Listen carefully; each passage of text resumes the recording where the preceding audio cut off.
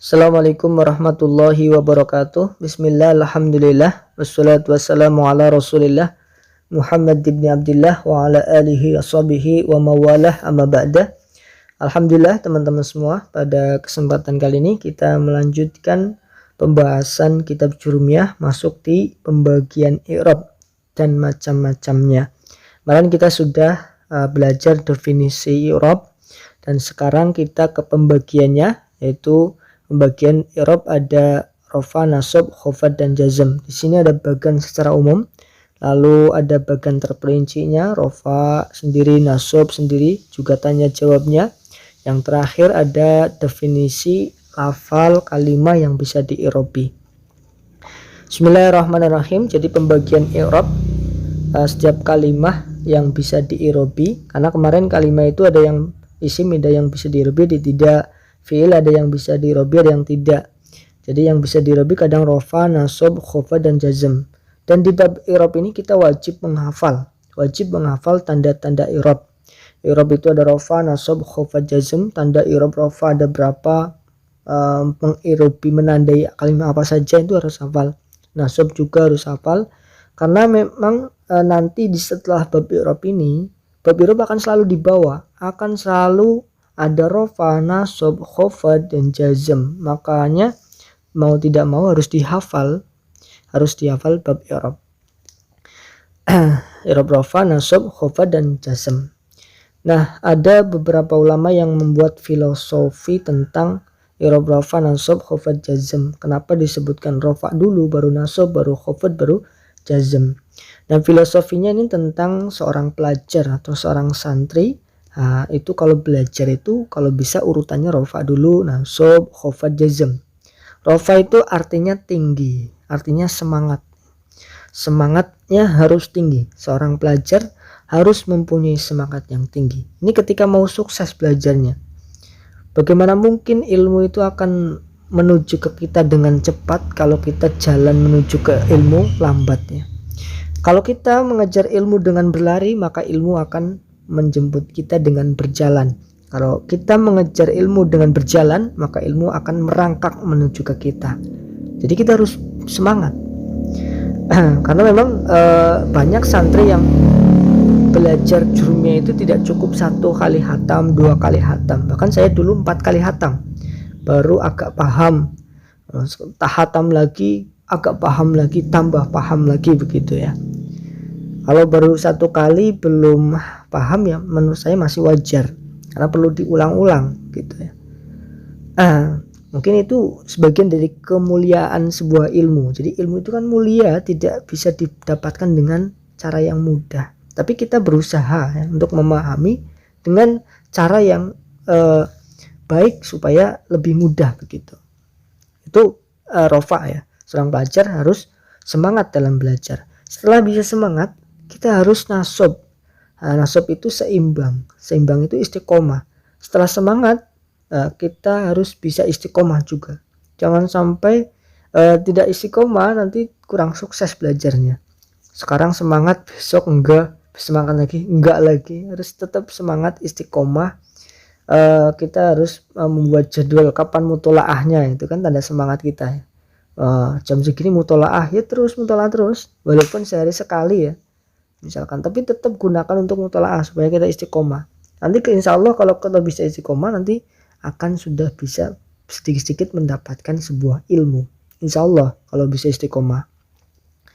Nah, kalau bisa istiqomah nanti kita bisa khafad, bisa ke fase khafad. Khafad itu karena sudah mendapatkan ilmu, maka kita akan bisa khafad, akan bisa tawadu. Khafad itu artinya rendah, karena orang itu akan semakin merunduk kalau semakin berat ya, seperti padi itu ya.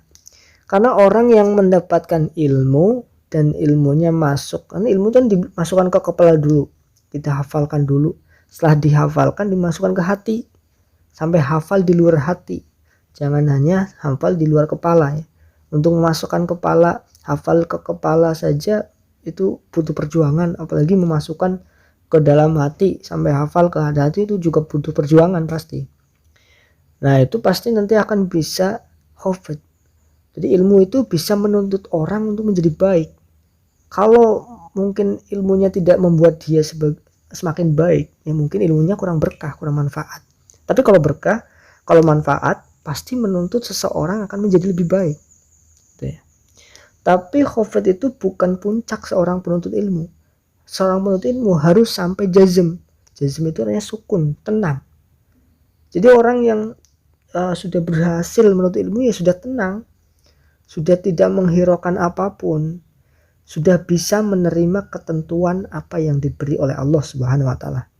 Kalau sudah bisa jazm, sudah bisa ridho dengan apa yang Allah beri kepada kita semua, maka Allah pasti ridho. Bagaimana mungkin Allah akan ridho kalau kita saja tidak ridho dengan apa yang diberikan Allah, ya kan? Jadi intinya ya untuk menuntut ilmu, untuk supaya apa? Supaya kita bisa ridho, supaya kita bisa menerima apa yang Allah berikan kepada kita. Tapi melalui proses-proses rafa, nasab, khofat, jazm. Jangan sampai belum rafa, belum nasab sudah khofat. Nanti khofat kita ini mungkin saja salah karena nggak berilmu khofatnya. Jazmnya mungkin saja salah karena nggak berilmu. Jadi usahakan sesuai dengan fase rafa, nasab, khofat, dan jazm. Mudah-mudahan kita semua bisa melaksanakan seperti yang dilaksanakan oleh para ulama seperti zaman dulu, juga belajar menghafal dan sebagainya sampai ke tingkatan jazm. Mudah-mudahan kita bisa mencontoh jejak-jejak para ulama salafus soleh sehingga nanti bisa mendapatkan ilmu yang berkah, yang manfaat, yang diridhoi oleh Allah Subhanahu wa taala. Allahumma amin ya rabbal alamin. Oke, kita lanjut ke i'rab ya. Bagian i'rab ada rafa, nasab, khofat, jazm. Rafa punya 4 tanda. Jadi ketika ada kalimah yang di'irabi rafa, pasti menggunakan salah satu dari 4 tanda ini. Dhammah, wawu, atau alif, atau nun. Tapi yang paling sering digunakan adalah dhammah, karena dhammah ini tanda utama bagi i'rab rafa. I'rab nasab mempunyai 5 tanda: fathah, alif, kasroh, ya, dan membuang nun. Jadi setiap kalimat yang di'irabi nasab mungkin ditandai dengan fathah, alif, kasroh, ya, atau hadfun nun. Tapi paling banyak dengan fathah karena tanda utamanya fathah. Khofat atau jer menjadi tanda i'rab punya 3 tanda. Jadi kalau ada lafal di'irabi jer mungkin dengan kasroh tandanya, mungkin dengan ya, fathah. Tapi yang paling sering adalah kasroh karena ini tanda utama. Jazm punya tanda 3 yaitu sukun, hadfun illah, hadfun nun. Nah, jadi ketika kalimat di'irab jazm mungkin dengan sukun, mungkin dengan hadfun illah, mungkin dengan hadfun nun atau membuang nun. Kalau di Jurumiyah memang dikatakan 2 ya, isnani, sukun dan membuang. Tapi sebenarnya membuang itu ada 2, membuang ilat dan membuang nun. Jadi kita jadikan 3 saja biar lebih mudah. Nah, sekarang kita ke perinciannya rafa. Ini dihafalkan nanti. I'rab rafa punya 4 tanda: dhammah, wawu, alif, nun. Dhammah menjadi tanda i'rab rafa, bisa menandai 4 kalimah: isim mufrad, jamak taksir, jamak salim, fiil mudhari. Nanti definisi isim mufrad itu apa, jamak taksir itu apa, ada di paling bawah nanti di video ini. Lalu contohnya ja'a zaidun, contoh lafal zaidun. Zaidun ini kenapa kok di-i'rab rafa? Ya, kenapa level zaidun di-i'rab rafa? Ya karena zaidun ini posisinya menjadi fa'il. Kenapa menjadi fa'il? Karena sesuai dengan definisi fa'il. Kau tahu ya, nanti belajar definisi fa'il di bab-bab setelah ini. Karena nah ini kan kita tahu kenapa ini di-i'rab rafa ya karena posisinya kedudukannya sebagai fa'il. Kenapa tahu sebagai fa'il? Ya karena sesuai dengan definisi fa'il. Terus tanda rafanya dengan apa? Kan tanda rafa ada 4, dhammah, wawu, alif, nun. Kenapa di sini dengan dhammah? Kenapa tidak wawu, alif, nun? Karena ini isim mufrad. Kenapa isim mufrad? Karena sesuai dengan definisi mufrad. Apa definisi? Nanti ada definisinya di bawah. Definisi mufrad apa? Nah, ini sesuai dengan definisi mufrad. Maka karena ini isim mufrad, jadi tandanya dengan dhammah. Karena sesuai rumusan para ulama, ini ulama nahwu merumuskan kalau isim mufrad, jamak taksir, jamak salim, fi'il mudhari, kalau dia rafa pasti tandanya dengan dhammah. 4 lafal ini kalau dia dalam keadaan rafa pasti tandanya dengan dhammah. 2 lafal ini jamak mudzakkar salim asmaul khamsah, kalau dia rafa pasti tandanya dengan wawu. Contohnya za'a zaiduna. Zaiduna contoh jamak mudzakkar salim, akhuka contoh jamak contoh asmaul khamsah. Zaiduna ini rofa kenapa? Karena fa'il. Kok tahu jadi fa'il ya? Karena sesuai dengan definisi fa'il. Rofanya tandanya apa? Dengan wawu. Loh, kok wawu nunnya mana? Nah, nunnya ini adalah nun gantian tanwin ketika mufrad. Mufrad kan Zaidun ya. Nah, ini nun tanwin ini dipindah ke sini jadi nun kelihatan. Karena memang definisi tanwin adalah nun sakinatun. Nun yang mati yang tidak bisa dilihat tapi bisa diucapkan. Misalnya kita ngomong Zaidan, Zaidun, Zaidin, kan ada suara nunnya tapi tidak tertulis begitu. Tidak tertulis, itu namanya tanwin ya, nun mati. Maka ketika dia tasniyah atau jamak, nunnya dilihatkan. Nah, ini tidak dihitung sebagai tanda, yang dihitung adalah wawunya. Ja'a Zaiduna, jamak mudzakkar salim, rofa karena menjadi fa'il, tanda rofanya dengan wawu ya. Karena sesuai rumus di sini, ketika jamak mudzakkar salim, asmaul khamsah, rofa pasti tandanya dengan wawu. Ini akhuka adalah isim asmaul khamsah. Asmaul khamsah itu isim sing 5, abun, akhun, hamun, famun, dzu. Nah, salah satu syarat asmaul khamsah adalah digandengkan atau dimudhofkan kepada lafain. Nah, di sini dimudhofkan ke dhamir ka. Boleh diganti akhu Zaidin, akhu Amrin boleh. Yang menjadi tanda wawunya ini huruf terakhir dari asmaul khamsahnya. Ja'a akhuka. Lalu alif menjadi tanda i'rab rofa itu bisa menandai satu kalimat saja, itu isim tasniyah. Contohnya ja'a Zaidani. Zaidani rofa. Kenapa rofa? Karena fa'il. Sesuai dengan definisi fa'il. Tanda rofanya apa? Alif.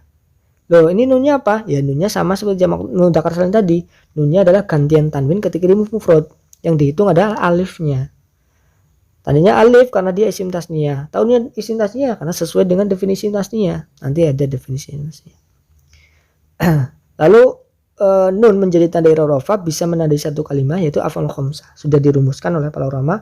Af'al khamsah itu fiil-fiil yang 5 yang terkumpul dari sini. Yaf'alani, taf'alani, yaf'aluna, taf'aluna, taf'alina. Nah, sekarang kita ke tanya jawab i'rab rofa. I'rab rofa ada berapa macam? Ada 4. I'rab ada berapa macam? Ada 4. Rofa, nasab, khafad, jazm. I'rab rofa punya berapa tanda? 4. Dhammah, wawu, alif, nun. Dhammah menjadi tanda i'rab rofa masuk ke berapa kalimat? 4 kalimat. Isim mufrad, jamak taksir, jamak salim, fi'il mudhari'. Wawu menjadi tanda i'rab rofa masuk ke berapa kalimat? 2 kalimat. Asmaul khamsah dan jamak mudzakkar salim. Lalu alif menjadi tanda i'rab rofa masuk ke berapa kalimat? 1 kalimat yaitu isim tasniyah. Nun menjadi tanda i'rab rofa masuk ke berapa kalimat? 1 kalimat af'al khamsah. Atau af'al khamsah itu atau fi'il mudhari' yang bertemu dhamir alif tasniyah, dhamir wawu jamak dan dhamir yang muannasah mukhatabah. Kita lanjut menghafal nasab. I'rab nasab punya berapa tanda? Ketika ada kalimat berirobkan nasab itu memungkinkan tandanya dengan fathah, alif, kasroh, ya atau membuang nun. Fathah menjadi tanda i'rab nasab bisa mengirobi 3 kalimat isim mufrad, jamak taksir, fi'il mudhari'. Contohnya, ra'aitu Zaidan. Zaidan ini i'rabnya nasab. Kenapa nasab? Karena menjadi maf'ul bih. Kenapa maf'ul bih?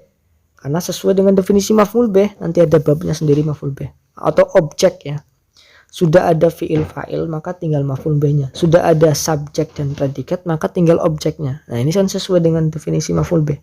Dan ketentuannya maf'ul bih wajib di'irobi nasab. Nah, kenapa nasabnya dengan fathah? Padahal nasab tidak hanya fathah, alif, kasroh ya. Karena Zaidan isim mufrad. Kenapa isim mufrad? Karena sesuai dengan definisi mufrad. Isim yang bukan tasniyah, bukan jamak atau isim yang bermakna tunggal satu ya. Ini Zaid, ini satu Zaid. Sesuai dengan definisi isim mufrad. Ra'aitu rijala ayyadriba. Ayyadriba ini fi'il mudhari' nasab. Kenapa nasab? Karena kemasukan an. Jadi nanti ada fi'il mudhari' kenapa kapan fi'il mudhari' rafa, kapan nasab ya, kapan jazm. Fi'il mudhari' yang kemasukan an maka dia harus nasab. Nasabnya pakai fathah karena dia sesuai rumus di sini. Lalu tanda alif menjadi tanda i'rab nasab bisa mengirobi 1 kalimat saja itu asmaul khamsah. Ra'aitu akhoka, ini huruf terakhirnya alif ya. Akhoka, nah digandengkan dengan domir. Ra'aitu akhoka. Kasrah menjadi tanda i'rab nasab masuk ke 1 kalimat juga jamak muannats salim. Ra'aitu muslimatin. Ini nasab tapi dengan kasrah karena rumusnya jamak muannats salim. Ketika dia nasab maka tanda i'rabnya dengan kasrah. Ya menjadi tanda i'rab nasab bisa mengirob 2 kalimat isim tasniyah dan jamak mudzakkar salim. Contohnya ra'aitu Zaidaini, ra'aitu Zaidina. Ra'aitu Zaidin nasab ini karena maf'ul bih nasab, tapi nasabnya ini pakai ya tandanya. Tidak pakai nunnya adalah tanda gantian dari tanwin ketika mufrad. Sama ya, mudzakkar salim juga sama. Nah, kalau isim tasniyah sebelumnya di fathah zaidaini. Kalau jamak mudzakkar salim sebelumnya di kasroh zaidina gitu ya. Hadfun nun membuang nun menjadi tanda i'rab nasab, bisa mengirobi satu kalimah yaitu af'al khamsah. Jadi af'al khamsah kalau rafa kan ada nunnya, kalau nasab ini dia nunnya hilang menjadi ayyaf'ala, tidak ada nunnya. Antaf'ala, ayyaf'alu, antaf'alu, antaf'ali, ini kurang tak ya, antaf'ali gitu. Kita hafalkan dengan tanda jawab. I'rab nasab punya berapa tanda? 5. Sebutkan fathah, alif, kasroh, ya, membuang nun. Fathah menjadi tanda i'rab nasab masuk ke berapa kalimah? 3 kalimah. Sebutkan isim mufrad, jamak taksir, jamak muannas salim dan fi'il mudhari'. Ini kelebihan satu ya. Isim mufrad, jamak taksir, jamak muannas salim ini buang saja, langsung fi'il mudhari'. Alif menjadi tanda i'rab nasab masuk ke berapa kalimah? 1 kalimah yaitu asmul khamsah. Kasroh menjadi tanda i'rab nasab masuk ke berapa kalimah? 1 kalimah yaitu jamak mudzakkar salim. Ya menjadi tanda i'rab nasab masuk berapa kalimah? 2 kalimah yaitu isim tasniyah dan jamak mudzakkar salim. Membuang nun menjadi tanda i'rab nasab masuk ke berapa kalimah? 1 kalimah yaitu af'alul khamsah atau fi'il fi'il mudhari yang bertemu dengan dhamir alif tasniyah, dhamir wawu jama' dan dhamir ya muannasah mukhatabah. Kita hafalkan i'rab khafad atau i'rab jar. I'rab khafad punya 3 tanda kasroh, ya, fathah. Setiap kalimah yang di'irabi jar mungkin tandanya kasroh, mungkin ya, mungkin fathah. Kasroh menjadi tanda i'rab khafad bisa meng'irabi 3 kalimah. Isim mufrad al-munsorifu, ini kelebihan ghair. Ghairnya dibuang aja. Ismun mufradun al-munsorifu.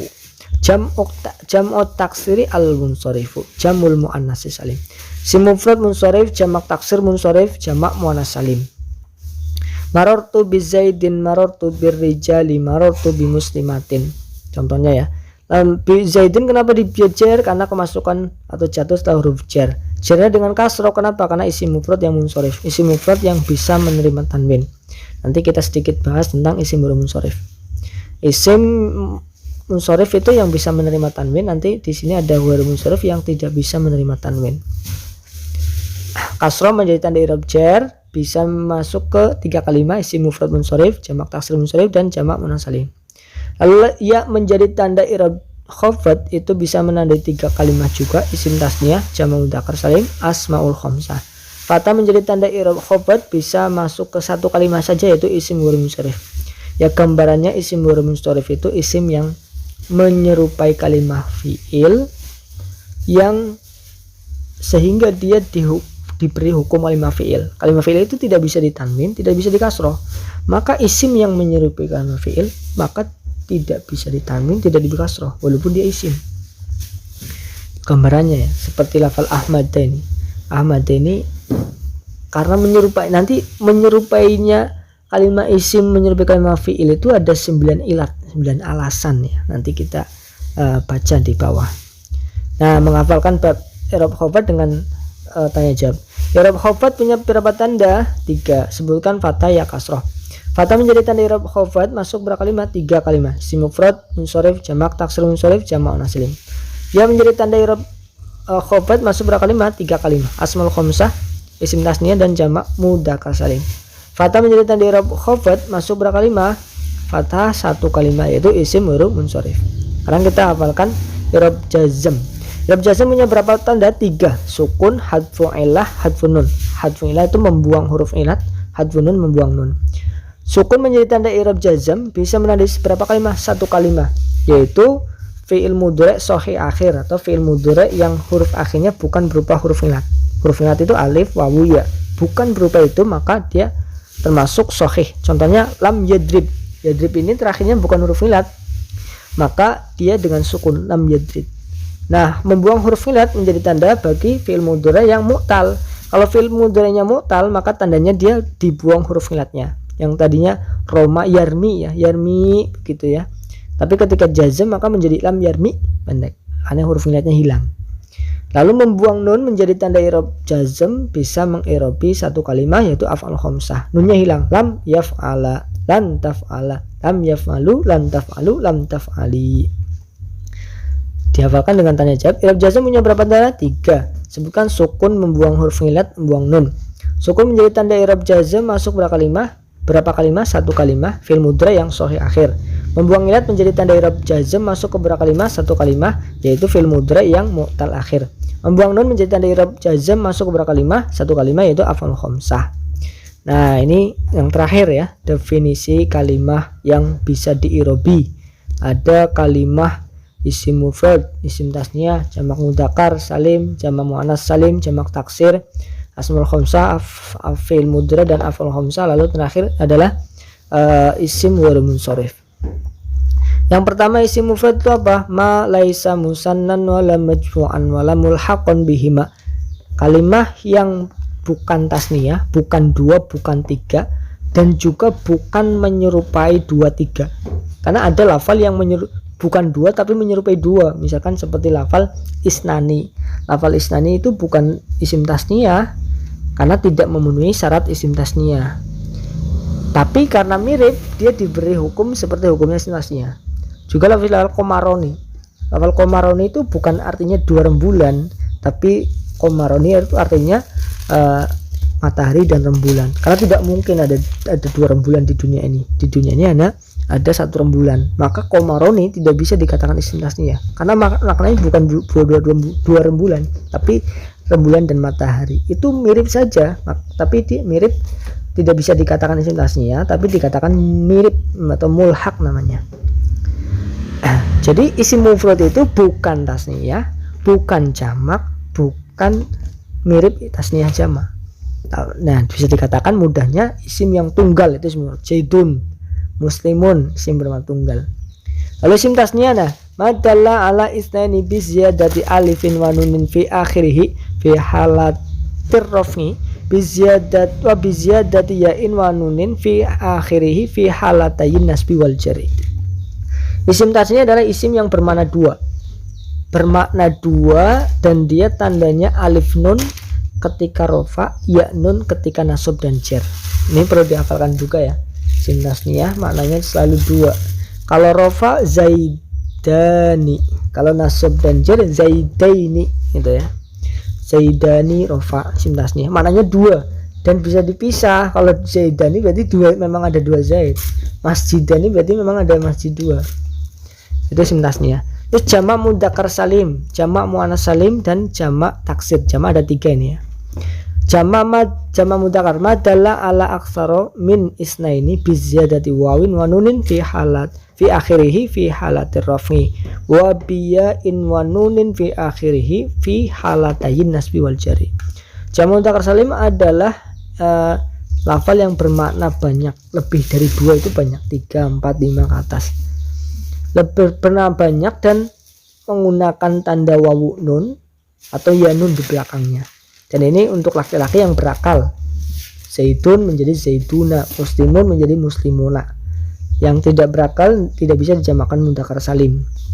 Ini berakal dan laki-laki. Ya, di terakhirnya ini dinamakan mudzakkar salim, muannas juga salim karena dia mirip dengan mufradnya, masih tetap dengan mufrad, cuma ditambah tambahan wawun nun saja sama ya nun. Nanti yang tidak jamak, yang tidak salim ini jamak taksir. Jamak taksir ini sudah berubah dari bentuk mufradnya. Tapi kalau jamak mudzakkar ini sama dengan mufradnya, hanya saja ditambah wawun nun. Misalkan zaidun menjadi zaiduna, muslimun menjadi muslimuna, hanya tambah itu maka dia salim. Jamak muannas juga sama, muslimatun menjadi muslimatun, sama mufradnya hanya tambah, kalau jamak salim ditambah alif ta belakangnya. Madalla ala aktsara min isnaini bi ziyadati alifin wa ta'in fi akhirih. Lafal kalimat yang menunjukkan makna banyak lebih dari lebih dari 2 di akhir alif ta, itu namanya jamak salim. Dan perempuan, untuk perempuan. Jadi setiap lafal yang perempuan atau lafal yang artinya perempuan atau nama perempuan itu bisa dijamak muannas salim. Misalkan Hindun ya, lafalnya bukan perempuan tapi dia nama perempuan, bisa dijamakkan mudzakkar muannas salim. Hindun menjadi hindatun gitu ya. Terus jamak taksir, jamak yang taksir itu artinya pecah atau berubah. Jadi jamak yang berubah dari bentuk mufradnya, kadang berubahnya dikurangi huruf, kadang ditambah huruf.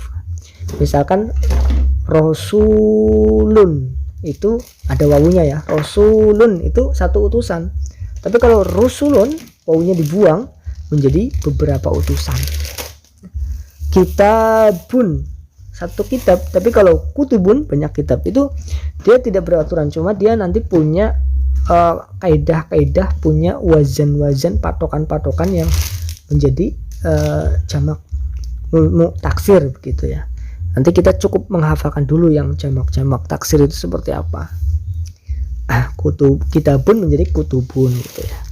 Lalu asmaul khamsah. Asmaul khamsah itu apa? Itu isim-isim yang 5 yang sudah ditentukan oleh para ulama nahwu, yang sudah dikumpulkan. Itu lafal abun, akhun, hamun, famun, dzu. Abun artinya bapak, akhun artinya saudara laki-laki, hamun artinya paman, famun artinya mulut, dzu artinya kepemilikan atau sesuatu yang memiliki. Ini asmaul khamsah namanya. Fil mudhari itu apa? Madalla ala hadatsin yaqbalul hala aw istiqbala wa kana fi awalihi ihdaz zawaid. Fil mudhari itu adalah fiil yang atau kata kerja yang menunjukkan makna sedang atau akan, dan selalu diawali dengan huruf mudharaah itu. Pasti belakangnya kalau nggak alif, nun, ya, ta. Misalkan yadribu. Tapi alif, nun, ya, ta itu punya arti masing-masing. Misalkan yadribu ketika pakai alif, adribu. Alif artinya saya, jadi adribu saya memukul. Nun artinya kita, maka ketika nadribu berarti kita memukul. Ya artinya dia laki-laki, ketika yadribu berarti dia laki-laki memukul. Tadribu artinya dia perempuan, maka ya tadribu maka dia memukul. Atau tadribu bisa satu lagi maknanya, yaitu kamu laki-laki satu. Bisa yang tak itu bisa dia perempuan atau bisa kamu laki-laki satu. Itu fi'il mudhari. Lalu af'al khamsah, af'al khamsah ada fi'il yang 5 yang dikumpulkan oleh para ulama nahwu menjadi yaf'alani, taf'alani, yaf'aluna, taf'aluna, taf'alina.